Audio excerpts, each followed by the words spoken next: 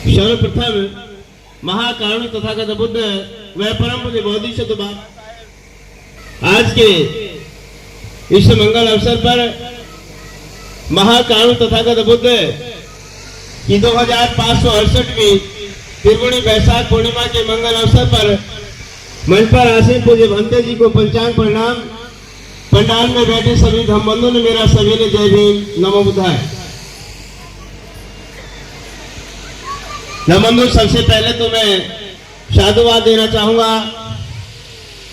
ये all India federation of SC/ST employees welfare association भेल के पदाधिकारीगण जिन्होंने बहुत लंबे अरसे से इस कार्यक्रम को परम पूज्य बोधिसत्व बाबा साहब अम्बेडकर जी से प्रेरणा लेकर तथागत बुद्ध के कल्याणकारी मार्ग को, बाबा साहब अम्बेडकर के मिशन को तमाम जन तक पहुंचाने का जो जिम्मा लिया है उसके लिए और उनके परिवार के लिए बहुत बहुत साधुवाद, मंगल कामनाएं, सभी सुखी रहें।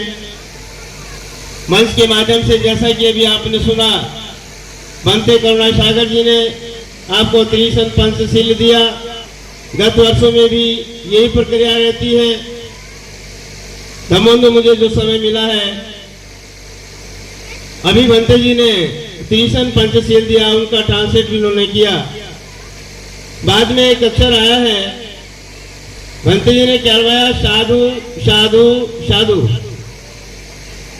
एक ही एप्लीकेशन, एक ही स्पेलिंग है, एक जैसे शब्द है, लेकिन धम्मबंधु उनका अर्थ अलग अलग है। पहले साधु का मतलब है जो मन से बोला गया वो मैंने ध्यान से सुना।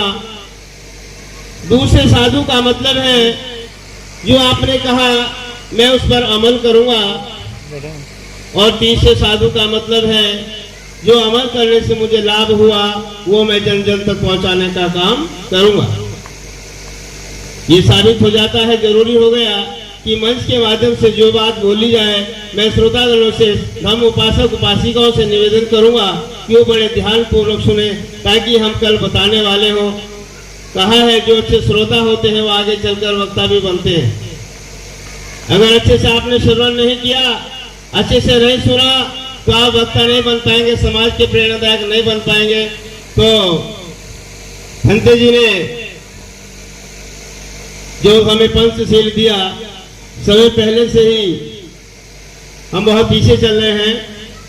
तो यानी शील धर्म की नींव है, शील धर्म की नींव है, ध्यान धर्म की भीत, प्रज्ञा धर्म की छत है, फिर मंगल भवन पुनीत।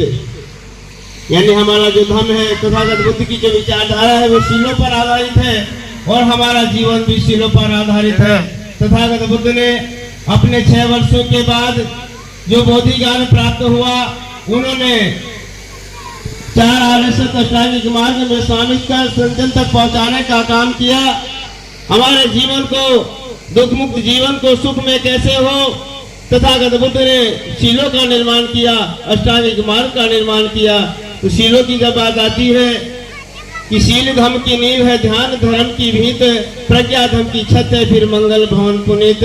यदि हम शीलवान हैं, बच्चा हमारा शीलवान है, तो हमारा जो ध्यान है, दिन यानी भीत मीन्स दीवार, अगर हमारा जो ध्यान है वो केंद्रित रहेगा, और जब ध्यान केंद्रित रहेगा तो जो हमारी बुद्धि है, जो प्रज्ञा है, वो हमारे ठीक से काम करेगी।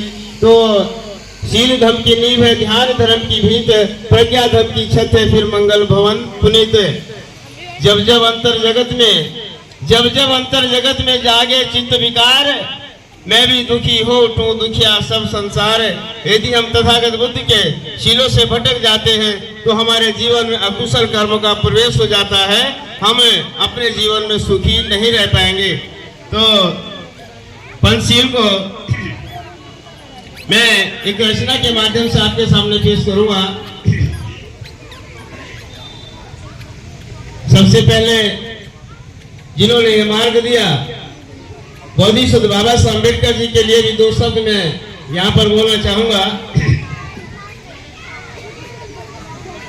तो भाई भीमराव भगवान को, और भीमराव भगवान को मेरा कोटि कोटि प्रणाम। हे बल बुद्धि विद्या मिली और मिला स्वाभिमान। और भीम ने जो कर दिया, भाई भीम ने जो कर दिया वो हुआ विश्वविख्याति। कठिन परिश्रम भीम ने मेरे बहुत किया दिन रात। भाई जो काम किसी ने नहीं किया, जो काम किसी ने नहीं किया वो भीमराव ने कर दिया। अरे उजड़े हुए चमन को फूलों से भीम ने भर दिया। भाई पशुओं से भी बुरी दशा, पशुओं से भी बुरी दशा थी भारत में इंसान की। और आज साल से जी रहे, ये सब देन है भीम महान की। तो आओ सब मिलकर करें, आओ सब मिलकर करें गुणगान बाबा भीम का। हमें धम वैसा दे गए जिस पथ मिले निर्वाण का। आदेश दो। बाबा साहब अम्बेडकर ने बड़े परिश्रम और मेहनत के साथ हमें ये कल्याणकारी मार्ग जो दिखाया। 14 अक्टूबर 1956 को बाबा साहब अम्बेडकर ने नागपुर की दीक्षा भूमि पर 10 लाख लोगों के साथ में बौद्ध धर्म की दीक्षा ली। बड़ा अहम क्रांति बाबा साहब अम्बेडकर ने हमारे सामने ये की और हमें मुक्ति का मार्ग दिया।